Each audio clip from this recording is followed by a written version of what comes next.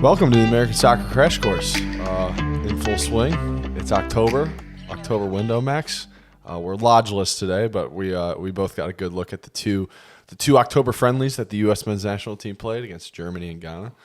Excited to kind of break them down. You know, we were just talking about the schedule. It's looking like for the distant future, we're going to have some games against Trinidad, and then we're going to play, Mexico, Canada potentially again. All kind of things we've seen, maybe less exciting, but for now we got two really high quality opponents this window. So I'm thinking it'll be very game heavy. Maybe not as many hot take sessions, but game heavy analysis of what we saw from Greg and the boys out there in the last two games. So yeah, I know we were bouncing back and forth in the group chat during the game on different takeaways and whatnot, but figured it made most sense if you jump into the first game of the window against Germany. And then I talk about last night's Ghana win. Yeah. I mean, Germany, it started off hot. I think, I was texting the group chat when it started. You guys were at the Notre Dame tailgate, but it started off hot. It was a really exciting first half, a lot of back and forth action, a lot of chances for the U.S., a lot of chances for Germany. Really exciting half of soccer. And then initially we had that long ball into Pulisic that just kind of looked obviously offsides, right? Yeah. And even, going in, I'm like, oh, it's offsides. But apparently I've been hearing claims that it maybe wasn't. Yeah. But, that's neither here nor there. But would have been nice, though. Would have been nice. Would have been nice. That was like a fifth minute. Yeah, kind of thing. So, but pretty quick chance. And then shortly after that, Christian had another chance, ball played in that he probably should have just hit first time. And he took a touch and he tried to dribble around the goalie. Did not work out. That was, if he didn't score minutes later, we would have looked back on that and been like, that was bad. He should have hit that first time. He could easily had a goal. Had that missed chance, but then shortly after, Sitch had a phenomenal moment, just took on basically two defenders, played a beautiful strike, top of the box, top bins. Ter Stegen didn't even go after it. Yep. And it was awesome. We were phenomenal goal. And then, Germany equalizes shortly after. But I go into the first half feeling pretty good, right? I think, we just went toe to toe. We had some good moments. Defensively, it looked a little iffy, but I was like, all right, that's an encouraging first half. Yeah. You had Gio out there too. Gio out there. Second half starts. We sub out Gio, which, I don't think was sort of the plan. I wasn't upset with that. Put in De La Torre, probably the right move. In my mind, I like that sub. Things go south pretty quickly. We have a 15-minute stretch. We give up 2 goals, full Krug, making us look like the JV team out there. Yeah. And pretty much after that 15-minute stretch, we were down 3-1. It was pretty much over. The game was pretty much over. Yeah. We started subbing people out, and it started to look pretty bleak. The 2 goals, it just generally defensively, we just seemed to really just lack a good shape. We seemed to not really be putting pressure on the ball at all. Even as Germany had it around our box and we're in our final third a lot, it just seemed like Germany was playing on easy mode against us for sure in the final third. So it wasn't great. I would chalk it up to, we can maybe talk about why it felt that way and lineup wise, but not a great showing in that game after kind of a hot start. So we left, with questions of, continued Berhalter questions of is this the team playing up to its potential? But What were your thoughts on the game? Yeah, I mean, we should have known the fix was in. We've been hanging this Leroy Sané Diamantschaft German national team jersey up in our studio here for the entirety of the podcast. And so we got the chance to play him, and the boy cooked. Lodge and I are huge Sané fans. We have that Germany jersey up there, and then we this is not great for the audio listeners, but up on the wall we have the bad radio bad radio moment. We have the Leroy Sané Germany jersey, and then we actually have this Man City jersey on the wall that's also a Leroy Sané jersey. So we're big fans. He's a right winger for the German national team, and he went to work on us, unfortunately. And they generally showed us a different class. A little bit disappointing that we've had games under Berhalter against Germany, Netherlands, and England, right? And haven't managed to come out of a win with any of those. Now, on any given day, you wouldn't pick us to win, but the worst team wins in sports occasionally, and we kind of need that. So you would hope it's coming at the Copa America, but a little bit worrying to not see it against Germany for sure. So yeah, I really liked what you said about the being in the shape, right? Like there was a specific Germany chance I remember, and all of the plays were kind of like they were very opportunistic, right? Like that end of the first half goal, they create defensive problems for us. Not enough midfield, kind of like our midfielders, McKennie and Musa didn't really have a good game. Weren't clogging things up. Really missed like the Tyler Adams force, right? So so like Gundogan scores on a broken play, and then there's their second half, right? Like Fulkrug and I think it was Musiala both. Yeah. Or maybe it was Fulkrug twice. I can't remember exactly, but Musiala scored one of them. But either way, they were just kind of like they were making the way to the top of the box, and we were not applying pressure in an organized fashion or anything. And the Germans will kill you for lack of organization. That's their strong suit for sure. Yeah, no, it's the game. Even in the first half, right?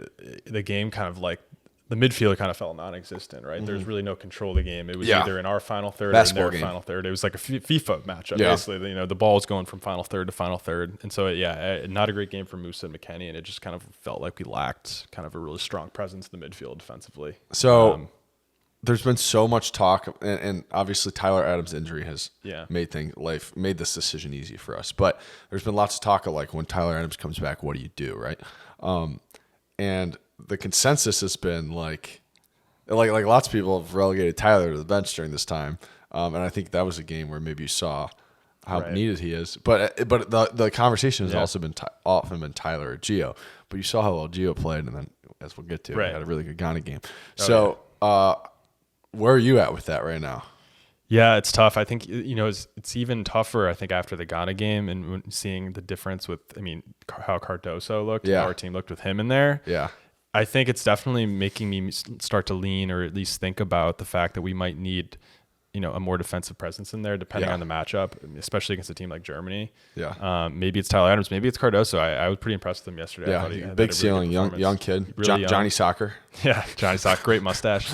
Doesn't speak a lick of English. Yeah, really? I don't. Okay, I shouldn't say that for sure, but he's Brazilian for sure. Oh, really? Yeah, he's got. So he plays down in Brazil. Hopefully he'll get a move to Europe soon. He's good. He's good. I liked what I saw from him last night, but it does beg the question, I think, of whether we need a more defensive midfielder in that three, because Gio's a lock. Yeah. Right. And then it's going to be, it might need to be either Musa or McKennie, and then a Cardoso or Adams type situation. Yeah. But we'll see. That's a good thing. We have a lot of time to sort this out and try different things. So we'll see. But it definitely made me start to lean back in the direction of having more of a destroyer in there. But we got some time to figure it out. Yeah, I definitely want to see it. I'm with you. I think it's kind of like one of those things. It's like Musa McKennie, don't make me pick. Like I really like both of those players. Really I don't want to have to pick or anything like that. And maybe we won't. But it's a good problem to have, though. Yeah, right. Because it's a thing where like we can play it situationally, right? Like if we're starting Adams, and maybe we need a goal or need a little injection in the second half, and we need to start Musa on the bench, like Musa coming in 70th minute with that bringing some energy, like that could work too. So I don't know. There's a lot of options. So. Yeah, you kind of came away with the game like disappointed.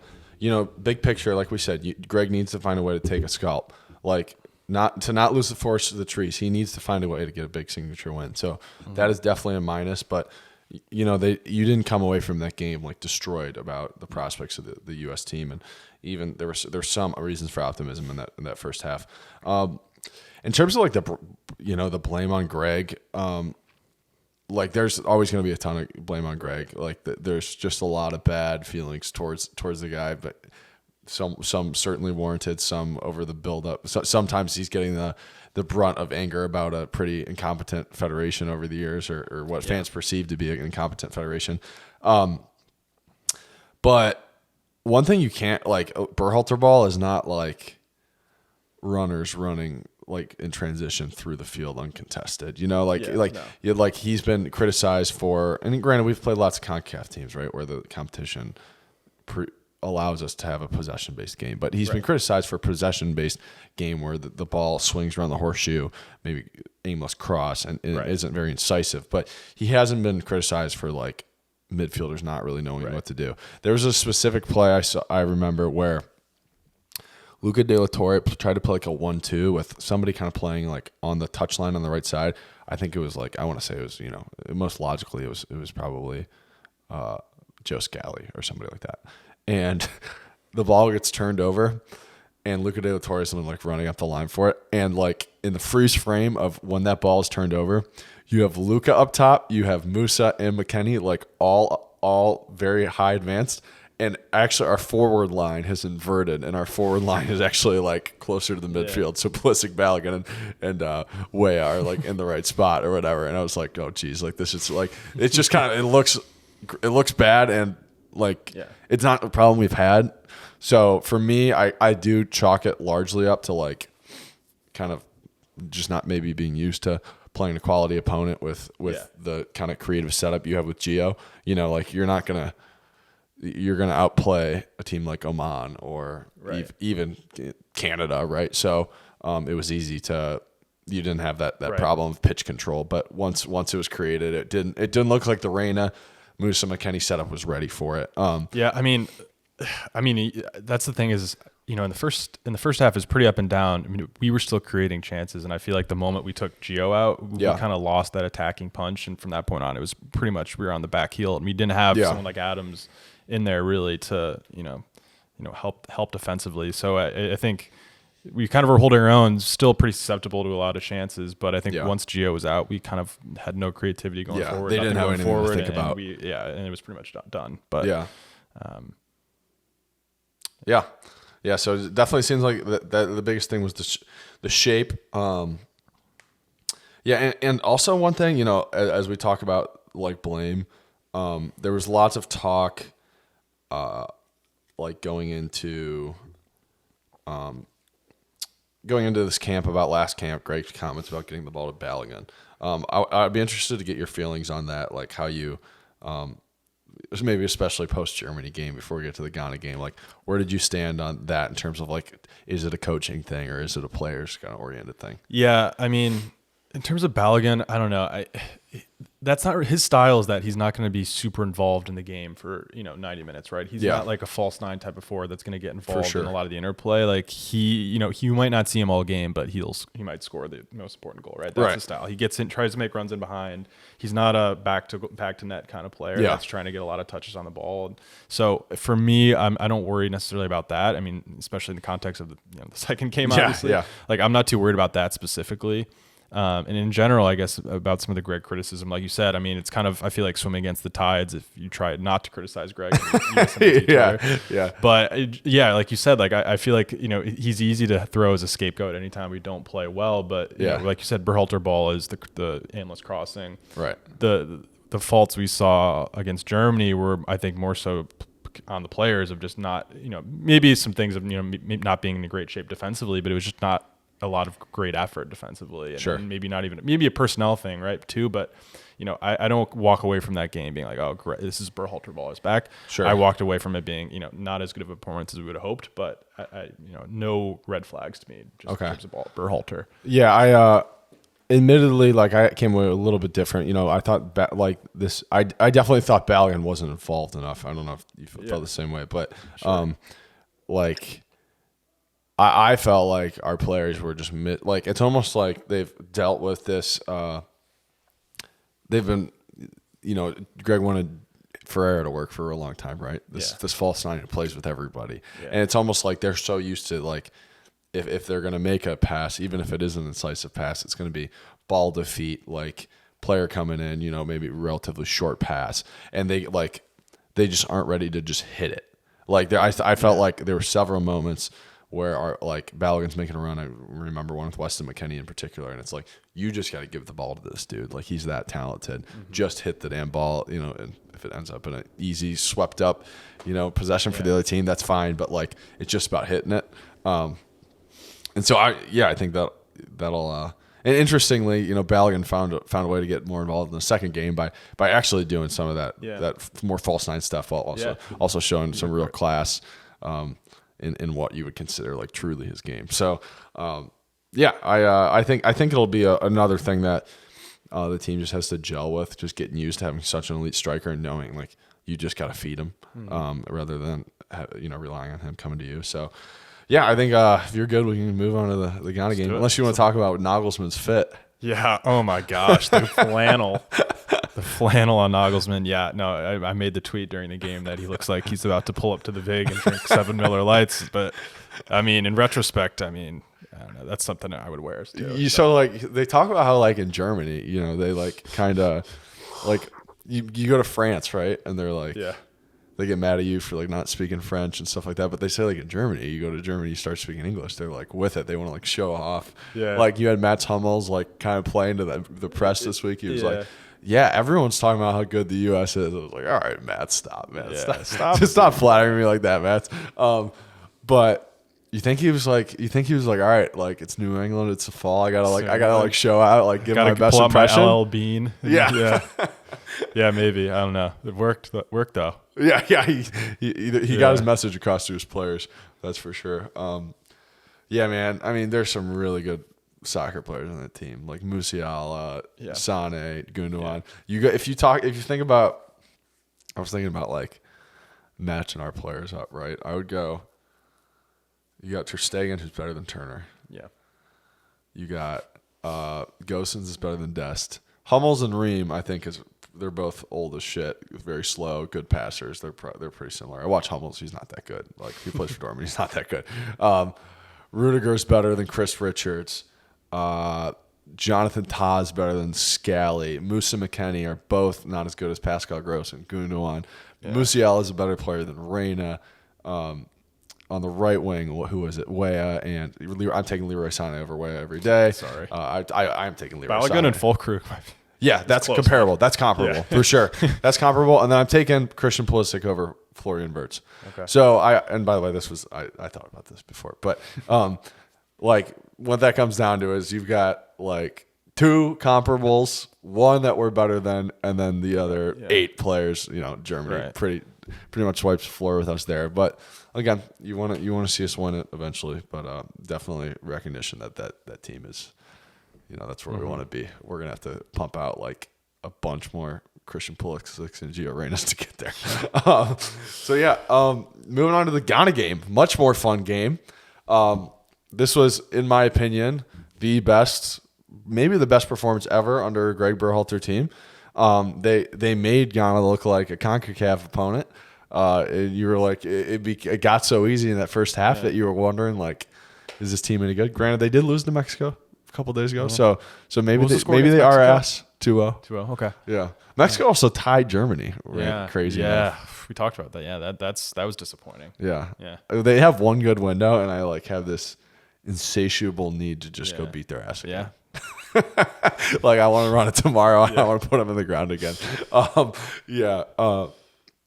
So Ghana, so very early on, you had a really nice combination play between Dest and Balogun dropping in. Dest kind of passing the ball, and he played a little 1-2, like, very deft flick that allowed Dest to get in.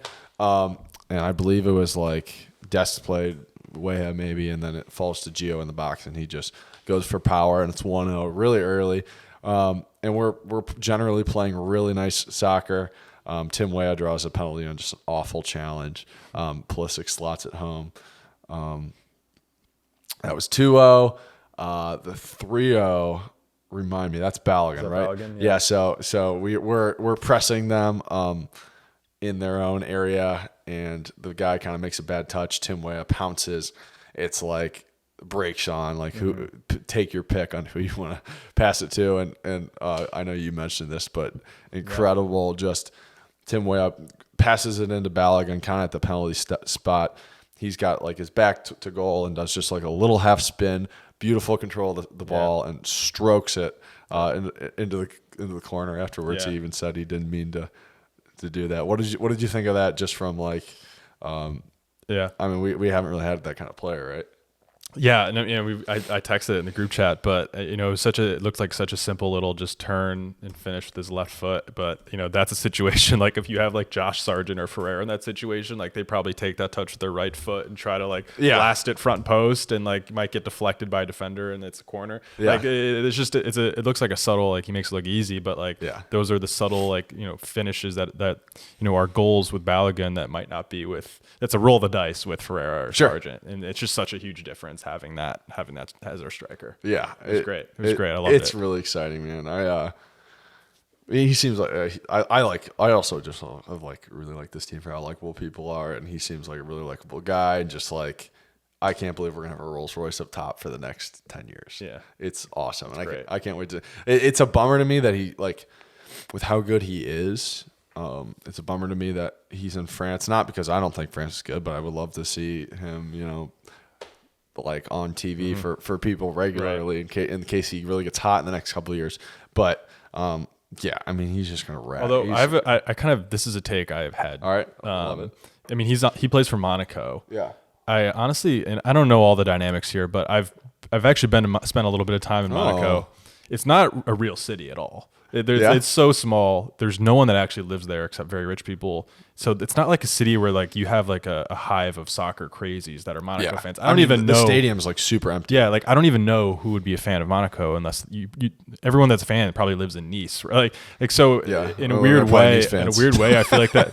Yeah, in a weird way, I feel like it kind of makes it like a not toxic fan base. Yeah, that's for sure. So like I feel like it's actually a place he could thrive in the French league. Like even and I even thought about it more. I'm like, yeah, like look at a lot of the great French players that kind of started there, right? Yeah, like Mbappe going back. So many League One's not ideal for trying to watch games on Bayen, but I don't. If he's gonna be at a club in France, it's probably the best one. So you think it's so would you rather have him kind of battle tested with like a crazy fan base, or would you rather have kind of nurture him at this point? I don't know. I mean, we've seen the other side of that with a lot of our players, so I don't mind him balling out in League One. I mean, he's still is Monaco Champions League right now? They're not, but I mean, they're number one. I don't mind that. I mean, he's still right playing some good competition. I don't mind that for now. Maybe a move at some point would be nice, but I'm fine. I'm fine with where he's at right now. I mean, I mean, there's literally like 3 restaurants to choose from in Monaco, and one of them's really? A Nobu. So he's probably going to eat at Nobu like 3 times a week. So he's got some F1 drivers so he can hang out with too. Yeah. So he strikes that one home for 3, and then the 4th goal was something. So like somehow the ball and Pulisic missed another chance on a platter. And at some point during the half, we might have been up 4-0 already. I think we were up 4-0 already, but Pulisic had a crazy chance where Matt Turner booted the ball out to him, and it was like Pulisic and one guy one-on-one, like touched it down from the sky, actually put it around the guy, and then just like ran out of gas, unfortunately. Yeah. But I mean, this was some of the best soccer you've seen from this team. But to get to the 4th goal, somehow the ball made its way into the box. I can't remember exactly, and the Ghana player just decided to like sit on it and just like trap it between his legs. And that was an indirect free kick for those of you who don't know. I loved all the casual soccer fans on Twitter that were like really curious about why there was an indirect free kick. I don't know. I can't remember the last time I've seen one. No, they're super rare.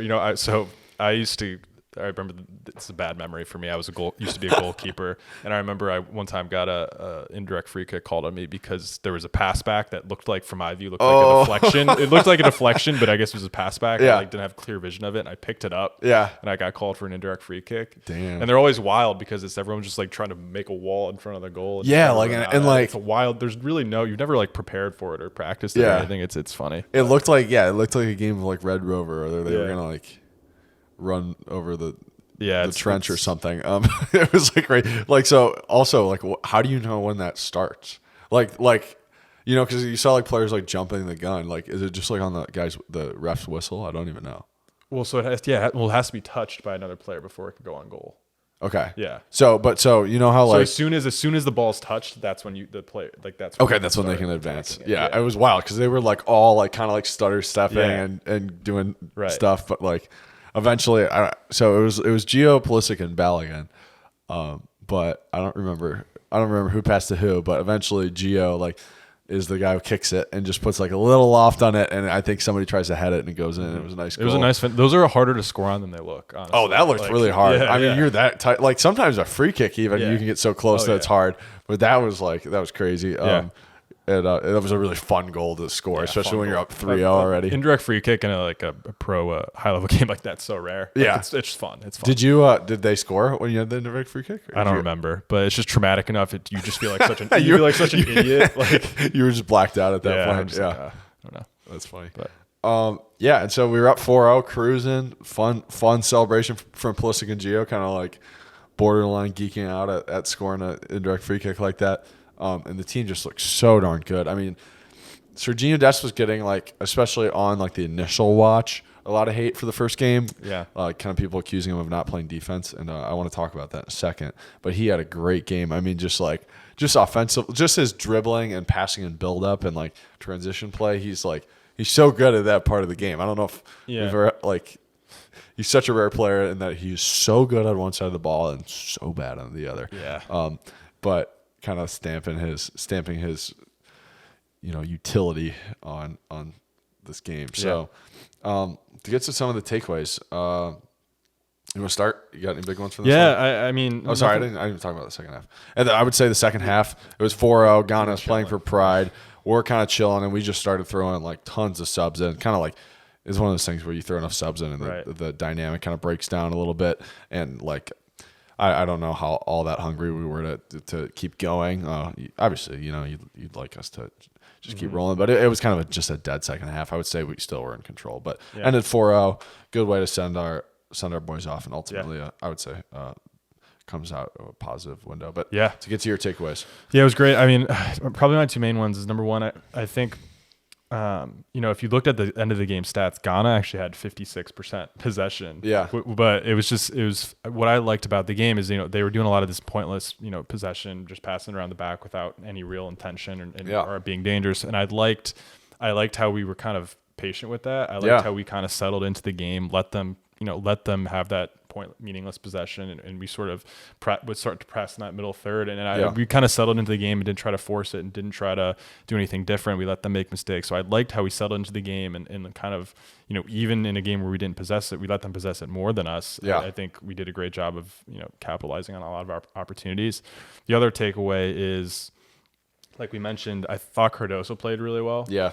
And I think it kind of throws another wrench into this midfield argument of, can this kid really bring something, maybe potentially a starting role? And I think it made us think even harder about what's the best way to set up this midfield. Do we need a more defensive presence in there?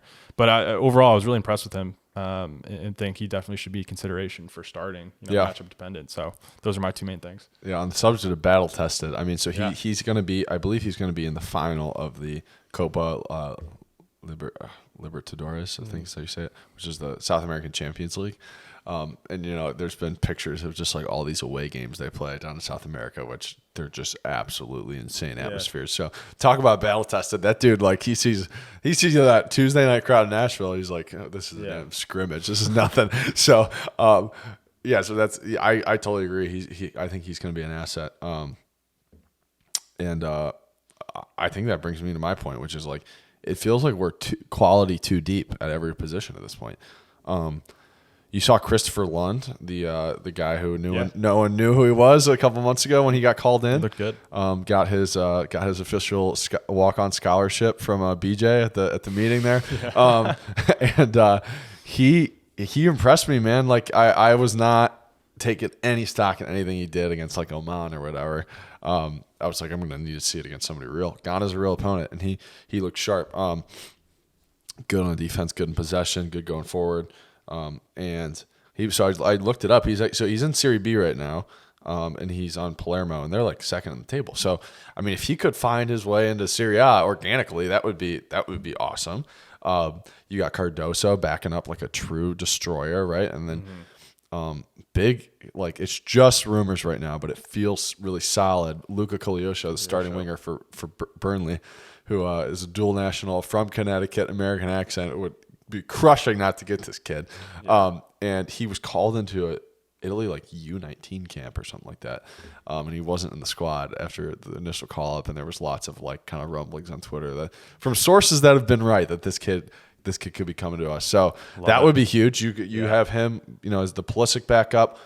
You got cover between like Aronson or potentially eventually Booth on Weah's side. You got Pepe Balogun. Malik Tillman getting really good to back up Gio. Luca being a really solid 8 in La Liga, and Cardoso and Adams. We might have a deep team. We might have a deep team, man. And then the center backs are like, Wait, where's Paul Areola? Paul Areola doesn't. He's not included in the 2 deep. He's included in like the 8 deep. No MLS guys. No Roldan. No Roldan. I mean, Miles Robinson does generally look good for us. He looks good though. He's an exception. Do you think he's like stringing us along, telling us he's going to move to Europe? He might be. I feel like he is. He might be. I feel like the rumblings have died down. Yeah. But I mean, every time. I'm probably not starting. He's probably living with his girlfriend and dog. Yeah, exactly. Yeah. Richards, Ream, and then you got CCV and like Robinson or you name it. Maybe even John Brooks makes his way back into the picture at some point. That'd be nice. But there's a bunch of center backs. Maybe not awesome, but decent. And then on the right side, you got Destin Scally. That's quality. Maybe goalie's the only place you're thin. But, yeah, I mean, it really feels like we're getting depth, and that's going to be huge. Guys like Tyler Adams, who many said were our most important player. Sometimes they'll go down, and you gotta figure out another way to do it. Yeah. I'm just going to jump around here to my other takeaways here. So have you watched the Blackhawks this year? I have not yet. I've heard Bedard's looked good though. Yeah. So like for context, if you don't know, I'm sure many of you do know. Max and I are originally from Cleveland, living in Chicago. So no, you don't have a hockey affiliation, right? No, probably like going into this. All right. So yeah, we're free agents. I'm like a Blackhawks game. If they can like just give me something interesting to watch, like even if you're just 500, be in the mix, I'm there. And like I've been watching the games, and I like watch for Bedard, right? Like that's you're looking for 98 the whole time, and every time he touches it, and maybe he does something exciting. Maybe you're overanalyzing if he even did anything at all, and you're just like it's an excitement factor. Like they put some hilarious graphic up. It was like chasing greatness. It was like Wayne Gretzky, 500 goals, Bedard 1 or something like that when he scored his first goal. So like it's an interesting thing to follow. And I'm feeling myself like get attached to the Blackhawks. Yep. I'm picking up other names. Yeah. And like they're doing shit, and I'm like interested. Really? And I'm like, I need to get into Blackhawks more. Yeah, like it's hard for me to. Hockey's been tough for me to fully buy into. Well, I don't have the hours. I don't play the game as much just from Cleveland, but right. Yeah. And like for me, I've like tried to get into it too, and it just hasn't happened. And I'm like watching myself get into it because there's a star in the field. Yeah. And which brings me to my point. After another disappointing crowd in Nashville on a Tuesday night, like the star, I think it's the star. Like I think it's the only way to do it. I don't even think beating Germany is going to get people out. Like I really think, or maybe a really successful World Cup run, like we said. But I think we need a star, and I think there's only one person on our team that can be the star, and it's Gio Reyna. He's got a little bit of asshole in him. Mm-hmm. He's got that fucking bleached blonde hair he's rocking. He's like, and you got the whole drama. He looks like a Carol guy. He does. He looks like a Carol. Shout out Carol. Shout out Carol Hall. He looks, and he's damn good, dude. He is so good. And I've asked questions. I continually ask questions about Gio because, like, I'll never forget watching ESPN FC after lockdown Pulisic, and then being like, yeah, we'll see. Like, he's doing great, but we'll see what happens. It's like, doesn't mean he's made it yet. And I've always adopted this kind of, and they were right? Like, Pulisic had a ton of difficulties at Chelsea after that.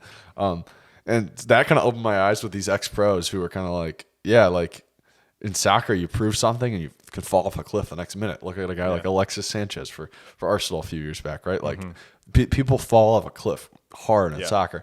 And, after the Nations League, I was like, man, Gio looked great, but he just broke his leg, man. Like, how many more injuries can this guy take? Like, every time he's got to come back from it, and players come back from injury and aren't the same, right? So I wanted to see it, dude, and however many injuries this kid has in his career, again, like, I'm done asking. He's going to be fine.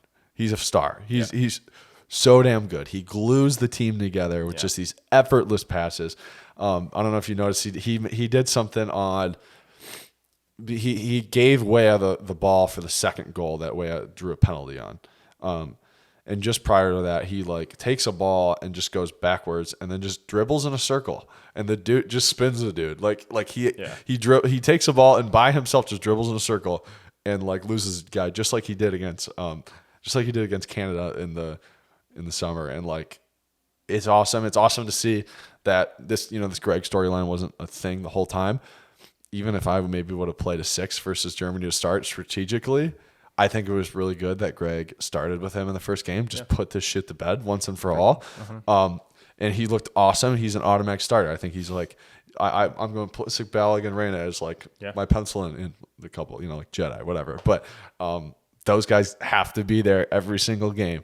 And I think if we're going to get a star in this country, like you look at the drama, you look at the kind of the personality of Gio, I think he's our best chance, even with all the tough things in the past couple of years. Yeah, we'll see. He's still pretty young. It almost feels like it's too late. I don't know, but but it's because he's how long he's been around. But yeah, I mean, he's awesome. He's got to start getting some time at Dortmund. No, I mean, dude, he's too good. He's too good. I watch Dortmund all the time. They're not that good. Yeah, like they're actually not. I'll say it. They're not good. So yeah, and every time he even looked really good in his last. How much do international performances help coming back to Dortmund? Do you think like that?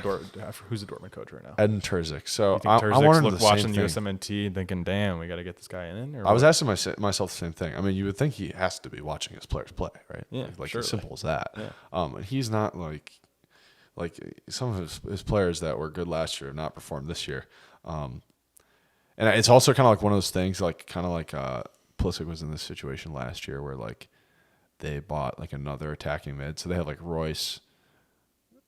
Brandt is like another guy that can play centrally, and then this other guy Nemecha, and like this Nemecha guy has not been good at all, but they just bought him, so it's like, oh, we just bought him, we got to use him. Dude, he's been trying to command something from Terzic, and I just hope it gets to a point with Dortmund where if the team stinks and Terzic still isn't switching up, Terzic goes and somebody gives Gio a clean slate because he's too darn good not to be playing. Yeah. But yeah, it was really nice to see him score twice, get a brace in this one, and just even in the Germany game, he looked sharp. And our fans, like I saw some fans saying he made Germany look like a relegation side. I was like, all right, guys, the infatuation with this kid. I wasn't around on U.S. Twitter when Gio hit like that insane first goal he had for Dortmund. That I don't know if you've ever seen it, but it's incredible. And I'm sure the hype train just was. Enormous, but it's funny to watch our fans like just lose their mind over this kid, and I hope that he just keeps it coming, man. Like he's so darn good, and that was a big takeaway from this window. I've got here that I think Luka Koleosho coming in, the Burnley winger we talked about. Yeah, I'm getting really tired of watching Brendan Aronson play, man. Not great. No, dude. Not great. Dude, like he just has no composure in the final third. And I don't like, even for club, man, like he's missed 2 huge. It's just like one of those, he's like me playing tennis. Like I played tennis today. The ball's coming and I picture myself as Novak Djokovic, like putting this spin on it and I just like hit the shit right into the ground. Yeah. I'm like, there's just no composure in my tennis game. Yeah. That's how I feel about Brendan Aronson. Yeah, I saw the meme that was like, I was talking about how just if you walk really, really fast, people assume you're busier. Yeah. Or people just assume that you're more important or busy or just busier. And I was like, then Brendan Aronson was like Brendan Aronson. Yeah. And that's just like very true. He runs really, really fast and plays really, really hard, but he's just not got it. Yeah.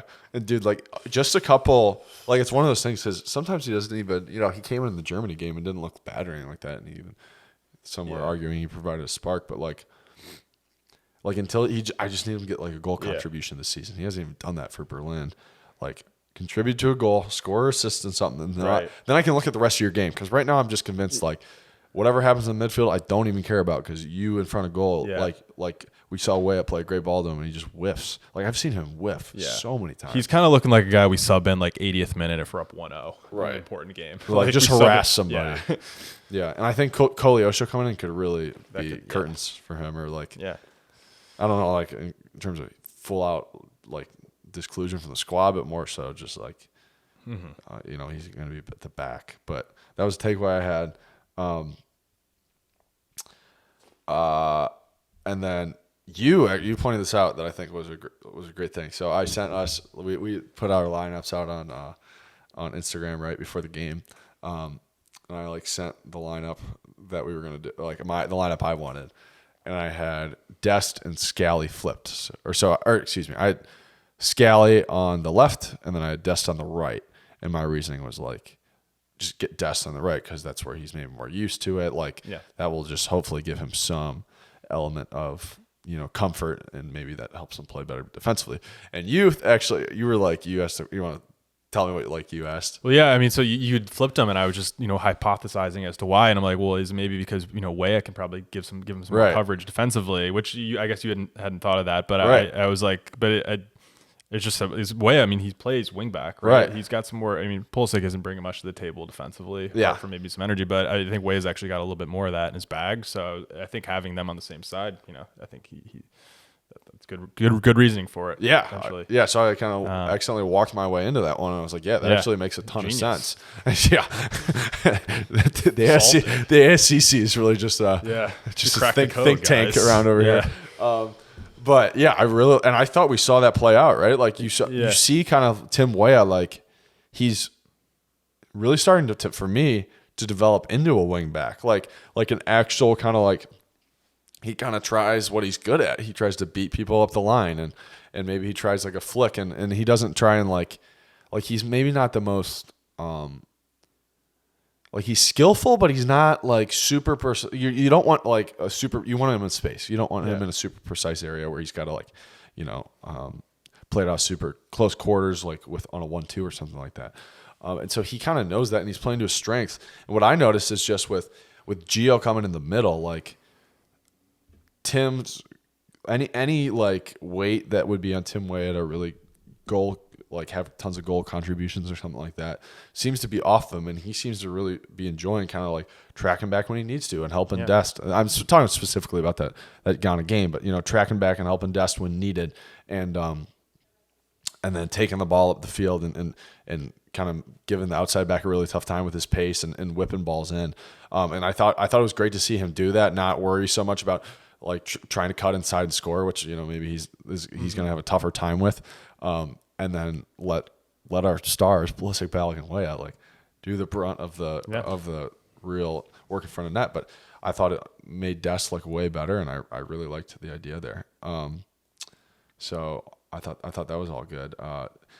So as we mentioned, I'm a big fan of the Scuff podcast, and they did point out something like kind of funny about Dest during the Germany game. They were like, yeah, like it's not that he's like so bad at one-on-one defending, because like that's when he knows he's got to be there, but he just kind of like walks around the field and like he deems like a lot of situations not worthy of like his hustle. He's like, oh, that's not like, that's happening far away from me. I don't need to like stress out about that or like do anything about it. And that's like what gets him into trouble. And I thought that was a really excellent point.